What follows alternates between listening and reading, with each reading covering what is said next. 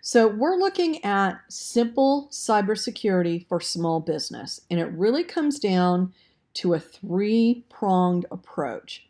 Having an SSL certificate, which is what gives you that HTTPS in your URL for your website. Using a security plugin, and these are both before you get attacked. These are what you can do to prevent an attack. If one happens, how do you recover? And I'm going to be going over all three of these.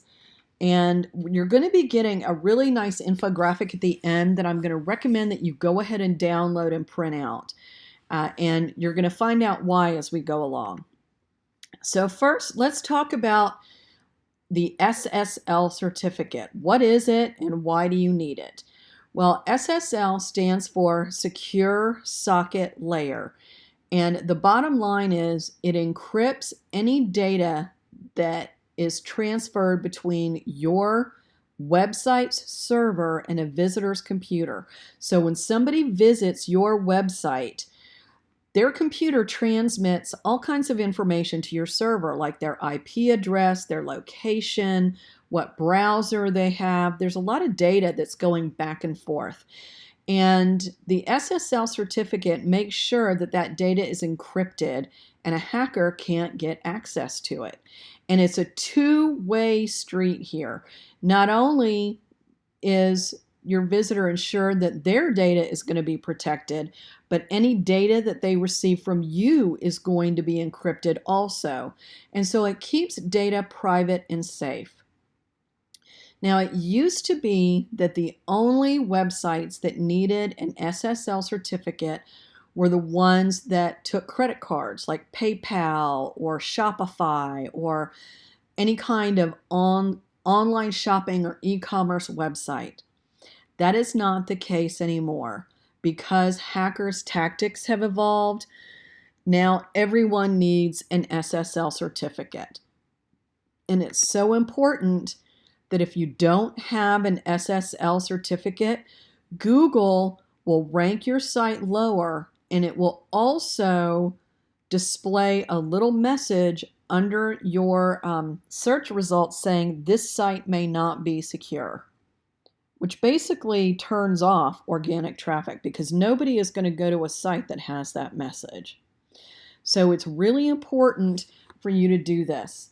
Now, I'll give you a little anecdote about this. Last night, my husband and I were talking about what today's webinar was going to be about. And my husband now has his own residential home building business, but he used to be in IT. He used to manage the data center for a very large cell phone company. They got bought out, but the cell phone company was Alltel. And so he knows computers, he knows all this stuff. And he's like, yeah, I know. Don't visit foreign websites, don't do this. And I said, well, no, that's not what you do anymore. And I told him what we were going to be talking about. And he looked at me and he said, I need to hire you next week to protect my website. So it's become that important. So if you do nothing else, you want to get this SSL certificate. And here's what you do. Here's your SSL to-do list. It's actually really, really easy. Your hosting company provides this. So you're going to call your hosting company and you're going to order an SSL certificate for your website. Then you'll pay whatever the fee is. It's usually about $50 a year. But some hosting companies might provide it for free, especially if you pressure them a little bit. I know we don't like to do that, but they will. My hosting company, which is a more expensive one, actually provided it for free when I got my hosting from them. So I've got a couple of examples here. Here's GoDaddy, which is very popular, and they offer an SSL certificate. In fact, they offer all different kinds, but you can see theirs is about $56 a year, and it protects one website. There's nothing that you have to do, which is awesome. They do it for you.